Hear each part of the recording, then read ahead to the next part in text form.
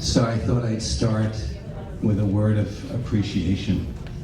First of all, to look at this room and see so many people from different walks of life coming together to not just help ourselves, but support each other. And to realize in doing that, that we're not alone. And in and of itself, that's a huge thing. So I'm grateful for that. I'm certainly grateful to Rabbi Gruskin for bringing the spark that says there's more that we can all do together and individually. Rabbi, thank you. Sue Lust, you just heard her, so she's the best, and I feel so privileged to have met her. And then, of course, appreciation for our three experts who are going to share their knowledge and their wisdom and their compassion. And I believe very strongly in coming here today that hearing them will drive us all to do a little bit more for ourselves and the people we love. And then on a personal note, my last thank you is to my wife, Jean. And if it weren't for Jean, I wouldn't be able to stand here. I wouldn't be able to speak. She's the driving force. And she stops at nothing to learn everything there is to learn. And one of the things she did was she asked everyone she knew, did you know anyone with Parkinson's? Can you share and find that person? Can they share their story? And through one of those meetings, we found out about Sparks about a year ago, and we found out about Dr. Lori Mishley. It was a life changer. So, and Jean, if it weren't for her, I would be in a state of resignation, like this is it, and be somewhat passive, which I think Parkinson's doesn't just affect your body and pull you inward, it affects your spirit, pulls you inward, and then you have a partner that's pushing you to go beyond yourself. It's annoying as all hell, and a blessing. So, she also found, besides finding Dr. Mishley and Sparks, she found a supplement on the internet that seemed safe and helpful to some people. So she encouraged me to continue doing that. So before I tell you a little snapshot of my journey, I want to make sort of a disclaimer. Parkinson's is not fair. It does not affect any two people the same way. It comes in different degrees of severity. It changes in different ways over time. And we as individuals cope with these challenges in different ways. And we respond to different ideas with different kinds of responses. So if we all did the same training, the same diet, the same everything, we'd still all be different in how this is going in our lives. So I don't want to present my story as being arrogant. I'm grateful for the positive things. But I understand it's not the same for everybody. So a little bit about my journey. And I call it my Parkinson's challenge. I like that word. I don't call it a disease. I don't call myself a patient. I'm a person. We're all people. We're multi-dynamic.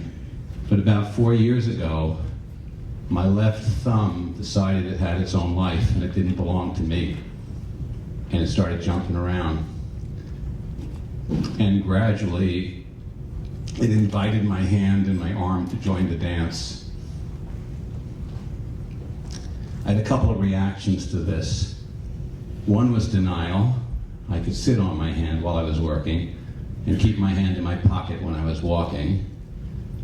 And beyond the denial, kind of simultaneously in and out of these emotions, came a feeling of shame and a desire to hide, to not go outdoors, to not walk about, to not go to synagogue, to not want to be around people and be seen. I didn't even want Jean to see how I was struggling.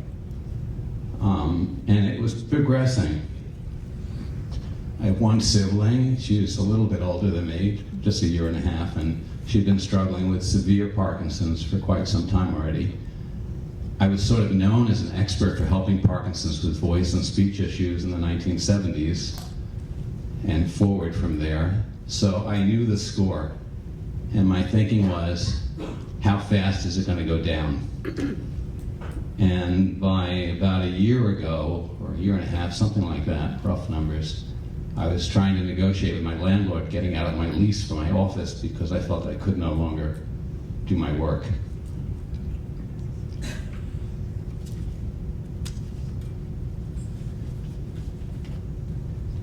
So the problems which came out included not just physical, there were emotional issues. My affect dropped. I was didn't care about a lot of things. I was kind of flat. My cognitive skills really took a hit. My short-term memory, my ability to reason and organize myself. Mathematical skills, which I used to be very good at. Sense of direction.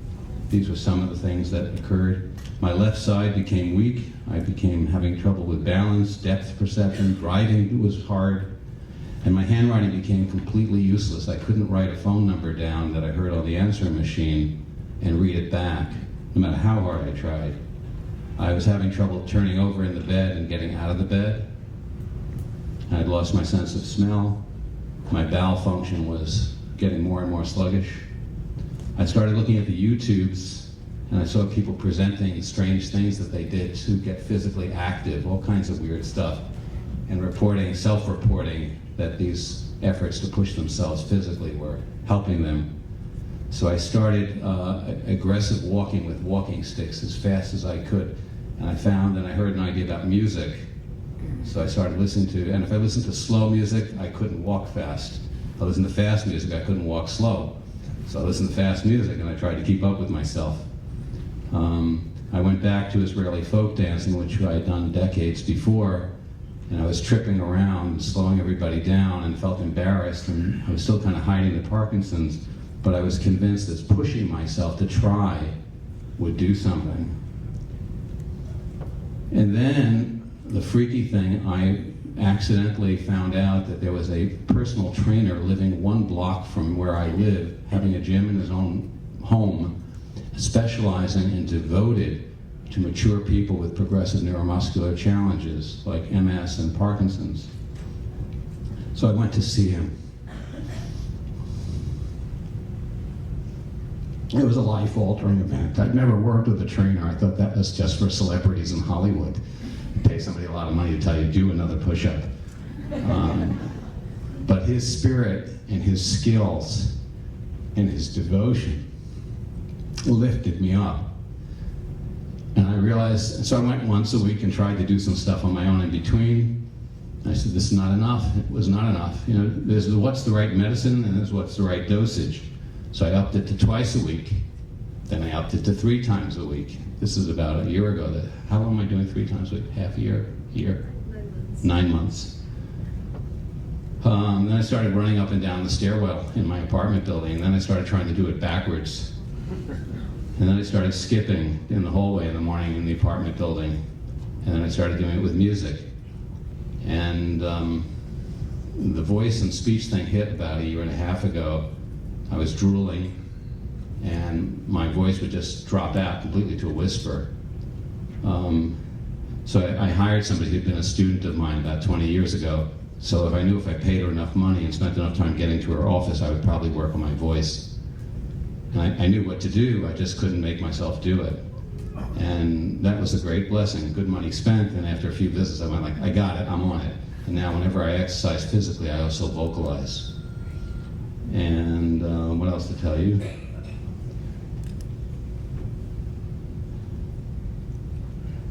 Oh yeah, here's the big one, and this is the one for today. And this is really the greatest thing.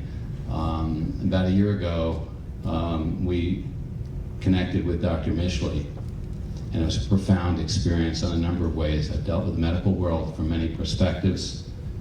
We had already gone what I called interviewing doctors because I wanted to find the one I wanted. I knew I had Parkinson's disease. I didn't need to be told I had Parkinson's disease. And the thing that was common from the 3 expert physicians was they didn't seem to give a damn about who I was. They said, you have Parkinson's? I said, uh-huh. And here's a script for some medication. And my style is, I don't take medication, so I wasn't really hot about that. And then we connected with Dr. Mishley, and the world opened up for me, and she did blood work and hair analysis and recommended supplements and diet changes and encouraged the exercise. and really listened and really cared. And it came through right from the computer. And I was blessed to be able to meet you in person today. So, now, 4 years into the challenge, the reality is I'm more energetic and more functional in many ways than I was 4 years ago. I'm totally amazed. It's hard to believe. And it's an experience, and I don't expect it's going to always be that way because the tremor has continued to increase. So I know the disease entity itself, as far as how tremor is generated by the nervous system, is continuing. And I do use medication to reduce the amount of the tremor, but it's growing. But every aspect of my life, and then I was wondering, because I thought I'd finished, I was looking for what's my next mission. And this year, it struck me, this is my next mission, is to be part of it, for us to join up together, for me to be a part of that, and to support each other in becoming the best people we can. So it's my prayer that our day spent together here today will uplift us, will remind us that we're not alone, we can talk to each other, we can share all the things we've been trying to hide, and in sharing those things we can improve ourselves and improve the world. So I'm very grateful for our 3 speakers. I look forward to sharing it with you all.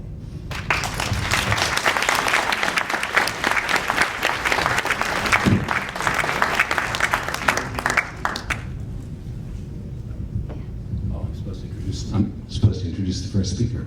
Yeah. Okay, one second. That kind of caught my emotions. You all have a program, I hope.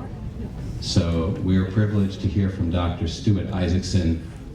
You can see his bio there. And his topic is going to be reframing Parkinson's disease. Reframing, I think, is the key, changing the way we think about a lot of things. Is it genetic? And when does it really begin? And so we're privileged to greet Dr. Isaacson. Thank you very much.